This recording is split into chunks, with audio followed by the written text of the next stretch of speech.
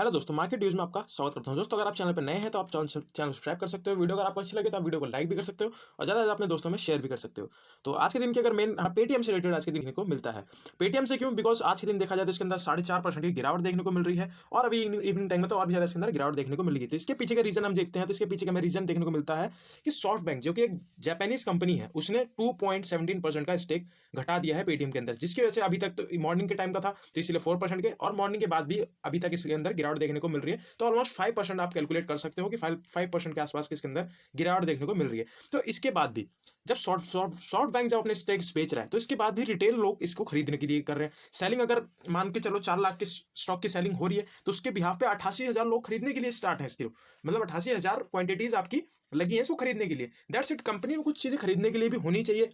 जब रिसेंटली भी कंपनी के सीईओ ने रिजाइन दे दिया और भी सॉफ्ट बैंक ने अपनी पोजीशंस निकाल दी, बट इससे रिटेल को कोई भी फर्क नहीं पड़ना। इससे उनको बस ये पता चल रहा है कि स्टॉक सस्ता हो रहा है हम खरीदें, स्टॉक सस्ता हो रहा है हम खरीदें, फिर बाद में ये बोल दे मार्केट ऐसा है मार्केट वैसा है, हमारा लॉस हो गया, ये हो गया, ये हो गया।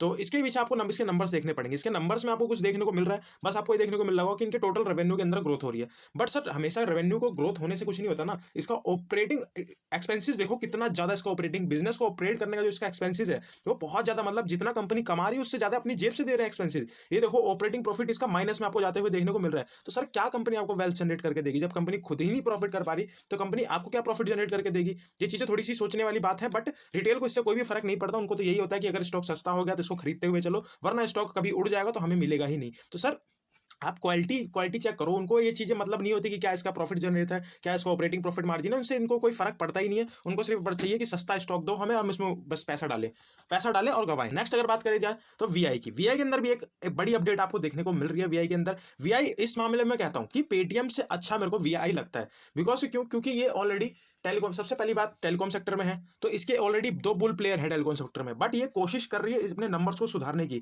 तो गवर्नमेंट भी कहीं ना कहीं इसका सपोर्ट करेगी, बिकॉज की अगर गवर्नमेंट इसका सपोर्ट नहीं करेगी तो मार्केट में एक मोनोपोली क्रिएट हो जाएगी दो कंपनीज की। तो ये अपनी मोनोपोली क्रिएट करके जनता को एकदम परेशान कर देंगे। तो अगर जनता परेशान होगी तो कोई ना कोई पॉलिटिकल पार्टी इसको दिक्कत होगी, प्रॉब्लम में आएगी। इसी वजह से पॉलिटिकल पार्टीज भी चाहती हैं कि इसको जिंदा रखा जाए। हमारी गवर्नमेंट भी चाहती है कि इसको जिंदा रखा जाए। अगर ये जिंदा रहेगा तो मोनोपोली क्रिएट नहीं हो सकती, तो उनका भी काम चलता रहेगा, इनका भी काम चलता रहेगा। तो आज के दिन देखा जाए तो 0.37% की इसके अंदर तेजी देखने को मिल रही है, जो कि आता है आपके 0.050 पैसे के आसपास। 50 पैसे से भी डाउन की आपको तेजी देखने को मिल रही है।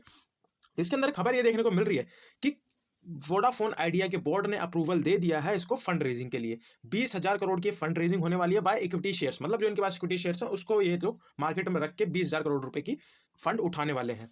लेट्स सी ये सक्सेसफुल होता है तो रिसेंटली इनको ना बस इनको यही जो अभी वोडाफोन आइडिया को यही जरूरत है कि इसको फंड कहीं ना कहीं से इसको एडजस्ट करना पड़ेगा। अगर फंड एडजस्ट हो गया तो कंपनी आपको इन फ्यूचर ग्रोथ होते हुए देखने को मिल जाएगी। बिकॉज अभी हमें इसको अगर इन्वेस्टमेंट करनी है तो इसके हमें क्वार्टर्स देखने पड़ेंगे कि क्वार्टर्स इसको कैसे चल रहे हैं। इनके हमें 8-10 क्वार्टर इसके चेक करने पड़ेंगे, जब जाके हमें कहीं इनका अब इस कंपनी पे इस टाइम पे भरोसा हो सकता है कि हाँ कंपनी हमें रिटर्न बना के देगी। बिकॉज क्योंकि देखो कि सारे सेक्टर सारे भग रहे हैं 5G सेक्टर में, और अभी वोडाफोन आइडिया क्लियरली अगर चेक करो ना, कोई भी अगर यूज करता हो इनका क्लियरली भी 4G भी नहीं चलता। तो कस्टमर बेस कहां से टिकेगा इनके पास? अगर लोग जा रहे हैं 5G में और इनके पास अभी ढंग से 4G भी नहीं है तो कस्टमर बेस नहीं टिक पाएगा। तो इसलिए इनको फंड रेजिंग की जरूरत है ताकि अपने 5G नेटवर्क को बेस्ट बनाने की कोशिश करें।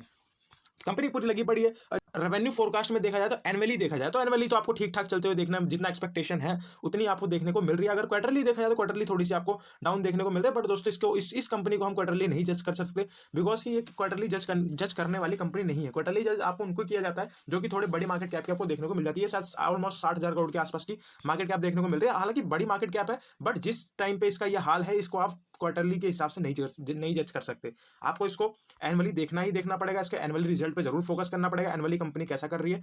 तो अगर इसके नंबर्स में देख लिया जाए तो नंबर्स देखो तो मैं अगर मेरे से पूछा जाए तो मैं आपको ये बताऊंगा कि इसके पेटीएम से मुझे नंबर्स ठीक ही ठीक लग रहे हैं। बिकॉज इसके अंदर स्टेबिलिटी है। स्टेबिलिटी क्यों है? बिकॉज चलो ठीक है लॉस हो रहा है, छोटा छोटा हो रहा है, प्रॉफिट हो रहा है, छोटा छोटा हो रहा है, बट कंपनी के अंदर स्टेबिलिटी है। कंपनी ये नहीं कि धड़ाम से एकदम से आगे की 5 करोड़ के लॉस पे फिर अचानक से 10,000 करोड़ के सेल्स रेवेन्यू कमा दिया, ऐसा नहीं है। कंपनी में स्टेबिलिटी है। तो स्टेबिलिटी हमें किसी भी कंपनी में चाहिए। हमें अगर अपना वेल्थ जनरेट करनी है तो हमें स्टेबिलिटी कंपनी में जाना पड़ेगा। अगर हमें पेनी स्टॉक्स में इन्वेस्ट करना है तो उसमें भी हमें एक तो मेन चीज है कि रिटेलर्स को पेनी स्टॉक्स में और स्मॉल कैप स्टॉक्स में डिफरेंस नहीं पता।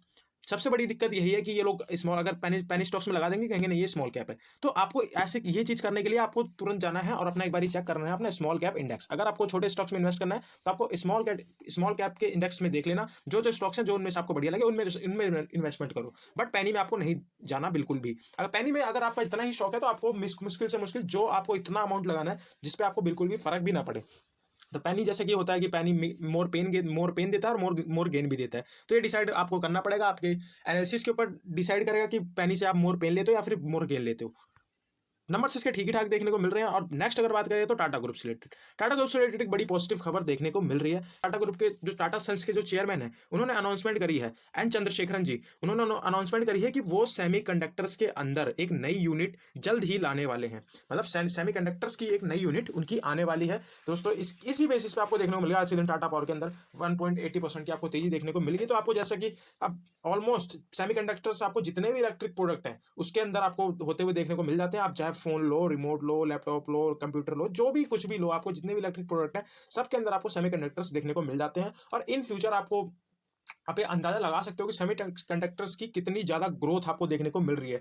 इनकी देख लिया तो अगर टाटा पावर की बात कर ली जाए तो टाटा पावर में देखो सडन आपको एक मतलब ओवरऑल अगर इसका मैक्सिमम चार्ट देखा जाए तो सडन आपको एक गिरावट देखने को मिल रही है। बट यहाँ से इसके अंदर टाटा पावर के अंदर आपको इसकी किस्मत आपको कह सकते हो किस्मत चेंज करते हुए देखने को मिली थी। इसके पीछे के रीजन क्या है, इस वाले एरिया का जो सडन इसके अंदर स्पाइक देखने को मिला है, इसके पीछे का रीजन आपको इसके नंबर्स देख के भी पता लग जाएगा। तो इसका फाइनेंशियल ईयर 2022 के पहले का, तो फाइनेंशियल में देखा जाए तो कंपनी चलो प्रॉफिट कर रही थी, रेवेन्यू जनरेट कर रही थी, बट इसके अंदर ये देखो सबसे बड़ा बट इसके अंदर ये है कि कंपनी का जो ऑपरेटिंग प्रॉफिट है वो चीज जब बहुत हाई जा रहा था। कंपनी का मतलब ऑपरेट भी कर रही थी, छोटा छोटा ऑपरेट कर रही थी कोई नहीं, बट कंपनी का जो डिप्रिसिएशन है, जो उसका खर्चा है, उस चीज को ऑपरेट करने के जो पुराने बिजनेसेस थे उनको ऑपरेट करने में इनका खर्चा बहुत ज्यादा लग रहा था। तो कंपनी ने 2022 से इन्होंने रिन्यूएबल सेक्टर के अंदर कदम रखा, रिन्यूएबल एनर्जी के अंदर इन्होंने कदम रखा। जब से इस कंपनी के स्टॉक की किस्मत चेंज होगी, जब से आपको रिटर्न देते हुए, तो वरना आप खुद ही देख सकते हो कि कैसे कभी ऊपर नीचे कभी ऊपर नीचे, मतलब कि इन्वेस्टर्स को इसने पूरा परेशान करके रखा था। फिर सडन एक ऐसा मूव आया कि जितने भी इन्वेस्टर्स परेशान थे इसके अंदर वो सारे आपको खुश होते हुए देखने को मिल गए। तो इस सेक्टर के अंदर आने से इनको क्या हुआ कि इनके जो देखो डिप्रिसिएशन तो इनको जो ऑलमोस्ट आपको जो होते हुए देखने को मिल रहा था वो उतना का उतना ही रहा, बट प्रॉफिट के अंदर इनके शानदार आपको ग्रोथ होती हुई देखने को मिल गई। 2000 करोड़ के आसपास की फर्स्ट क्वार्टर में आपको ग्रोथ होने को देखने को मिलेगी। और अगर आगे चल के और बात करी जाए तो आगे चल के भी अच्छी खासी इसके अंदर ग्रोथ होने के ये अब इस टाइम पे टाटा पावर आपके लिए फ्यूचर स्टॉक बन चुका है, जो कि एक फ्यूचरिस्टिक स्टॉक आप इसको कह सकते हो। तो आप इस कंपनी पे भी फोकस रख सकते हो। फ्यूचरिस्टिक 372 आपका प्राइस, ये कुछ भी नहीं है। इन फ्यूचर अगर आप देखोगे इसको तो मैं इसको कम से कम नहीं तो 4 डिजिट के अंदर देखता हूं। क्यों? क्योंकि सबसे बड़ी बात टाटा ग्रुप से रिलेटेड कंपनी है, टाटा ग्रुप की कंपनी है। देन सेकंड चीज ये रिन्यूएबल सेक्टर के अंदर भी है, देन इसके अदर बिजनेसेस भी हैं। तो इसीलिए मैं इसको 4 डिजिट में देख रहा हूं, बिकॉज कि जितने आपको सोलर वोलर वाले जितनी कंपनीज दिख रही है सारी उड़ती हुई देखने को मिल रही है। तो उन्हीं सेक्टर में टाटा ग्रुप की कंपनी है, इनको ग्रोथ करने में ज्यादा टाइम नहीं लगेगा। दोस्तों साइड टॉपिक कवर हो चुके हैं। तो अगर वीडियो आपको अच्छी लगे चैनल सब्सक्राइब कर देना, वीडियो को लाइक कर देना। मिलते हैं आपसे इस तरह नेक्स्ट वीडियो में।